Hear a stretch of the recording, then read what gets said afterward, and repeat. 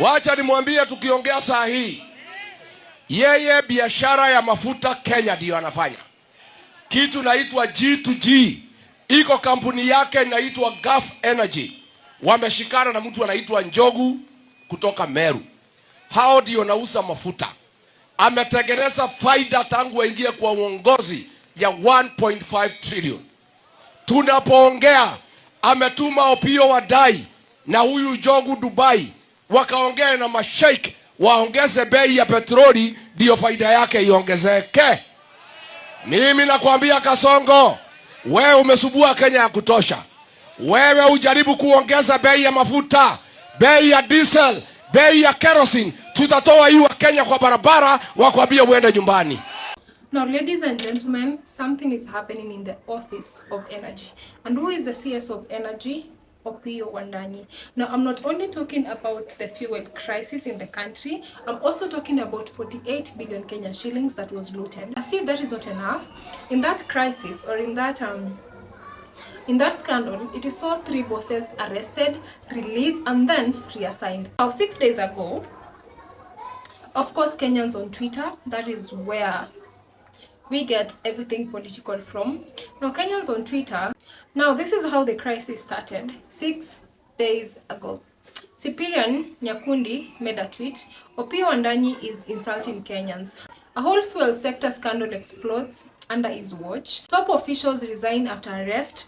Preliminary findings point to falsified fuel stock data.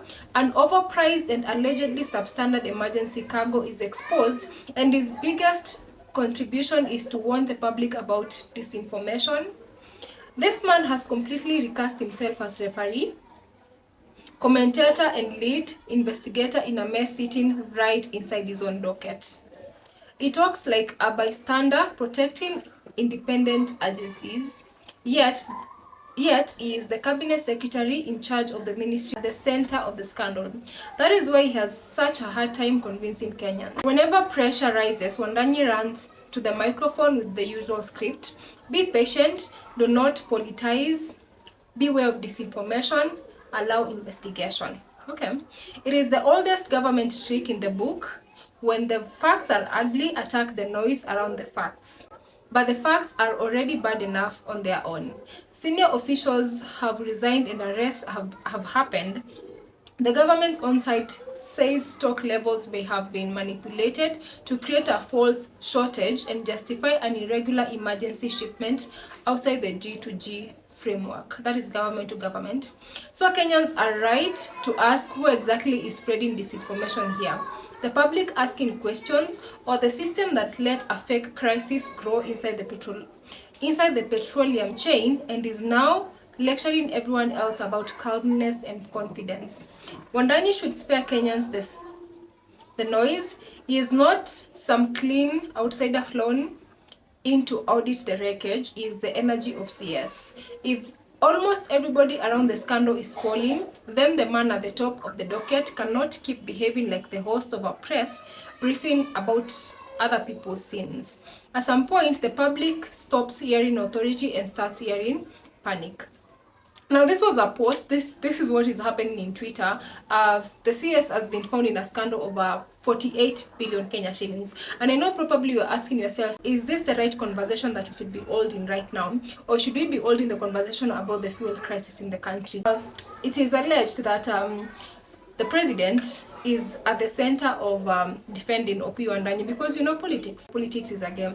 Now, Opiyo Wandanyi, the president cannot really play around with him because he's from Nyanza, and allegedly William Ruto cannot touch Opiyo Wandanyi and John Bandi because these people are from Luo and they are holding the votes of the Nyanza. So this is not the right time for the president to actually be gambling around his cards. Now, going back to the current crisis, it is during such crisis that we actually start to question who have we elected into these seats. Because in a nutshell, there's no shortage of fuel in the country.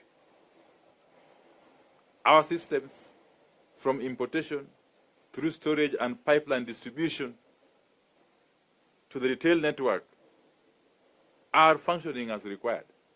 Opiyo Wandanyi has nothing to do with the shortage of fuel, because he has assured Kenyans twice. This was the first time when we had we have the fight that is happening overseas, where they are actually interrupting the flow or the importation of oil, and Opiyo Wandanyi came out to say that we have more than 1 billion liters. Now that was 4 days ago. 4 days ago, Opiyo Wandanyi came out to say that we have more than 1 billion liters of fuel, that is diesel, petroleum and all that, and there is no shortage in the country. And then this is a crisis where there was a false stock and all that, but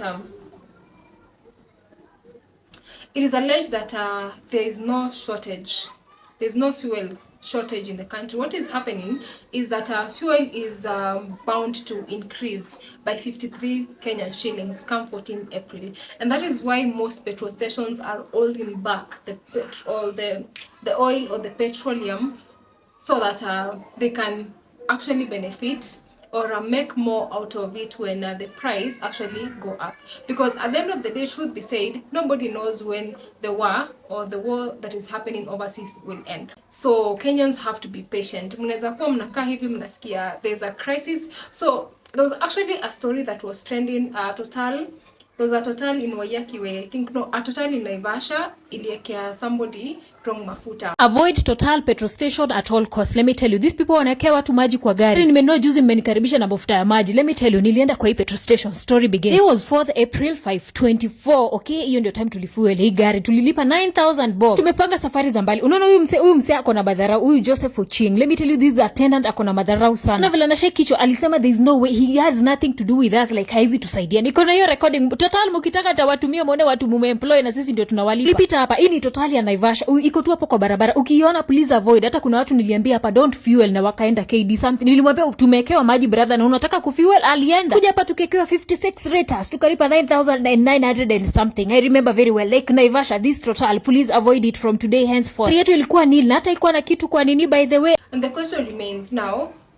people have to source for mafuta at the end of the day. Now this is where the G2G, they're not getting fuel where they always get, because there is actually, okay, or probably they don't want to tell us there's shortage in the country.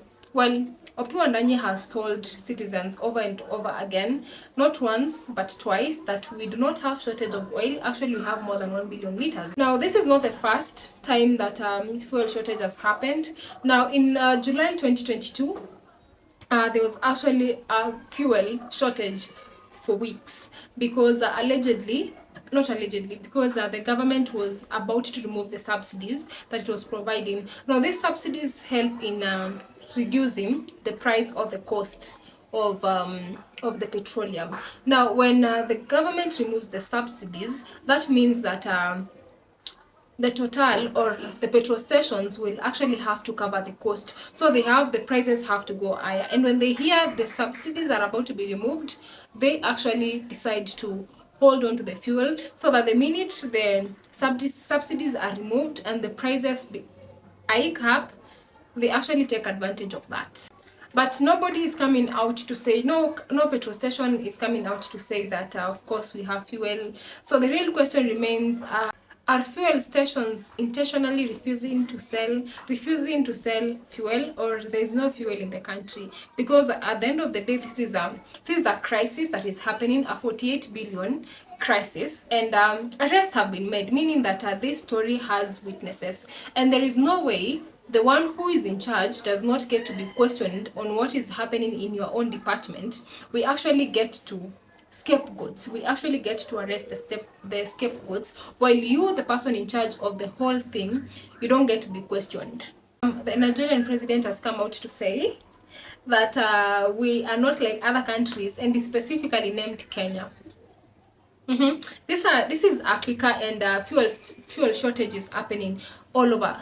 We won't say all over, I think all over the world, so much per se, or across the world, and especially Africa, because we are not getting fuels anymore, because we cannot use the port of Hormuz, because that is where the main fight is happening, and Israel, Iran, USA, that is where the fight is happening, and Iran, I think they don't want to open the port of Hormuz, and that is actually making, there was a country that it tried to actually kupitisha the the oil tanker, and it was actually fired.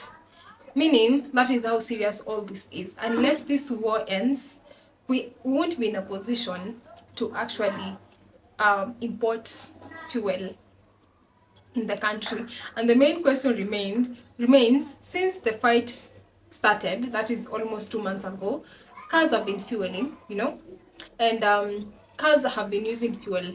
That means, of course, the fuel that is in pipeline company, the pipeline company has been reducing over time. We don't know how far it has been reduced, and we are not assured, but Opiyo Wandanyi always has come out to say that we have enough fuel.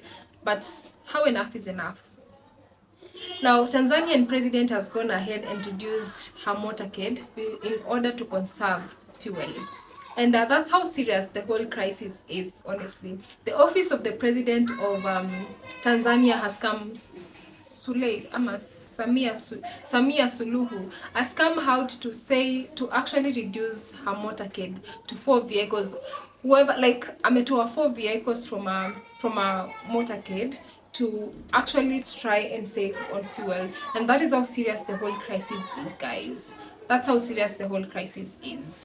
The whole crisis has had Opiyo people calling out Opiyo Wandanyi and actually asking him to resign because of substandard fuel importation, meaning that the fuel that has been imported is substandard, is not reaching the standard fuel importation, or is not reaching the standard fuel, meaning that we have fake fuel that is actually circulating.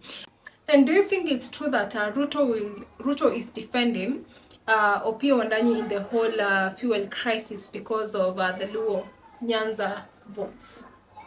Do you really think that that is the scenario? So the real question will remain: are fuel stations refusing to sell? Are petrol stations intentionally refusing to sell fuel, or are we not having fuel in the country? Well, they have said 14th April is when the prices of fuel will hike. We'll actually see and determine whether we are running short, or the people that we have elected into these seats are actually questionable if they should be holding such seats. Thank you for watching. Remember to subscribe, like, and share. Don't forget to leave a comment. Bye.